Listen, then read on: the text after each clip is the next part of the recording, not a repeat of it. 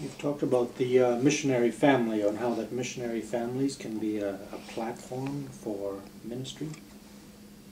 What do you mean by that?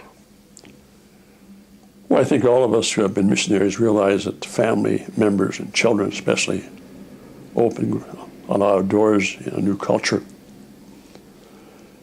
And I guess I have always tried to make family a high priority. But in the days when I was arguing about missionary schooling and keeping our kids at home instead of sending them off to a missionary school, I sort of used that card a bit with my regional director. Unfruitfully, but I certainly used that card.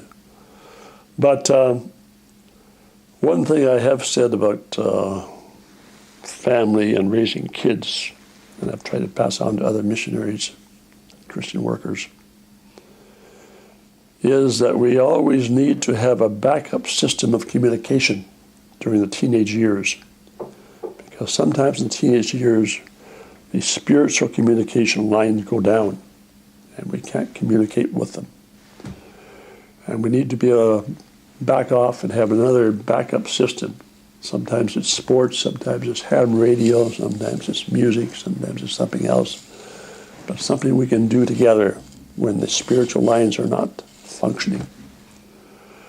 For many years that was just a theory with me, which I used to pass on. But when our third son, Mike, turned and slid back and stopped following God in his teenage years for 7 long years, that system became a very practical theory, because all we had to communicate with was sports in those days. There was nothing up here, just silence.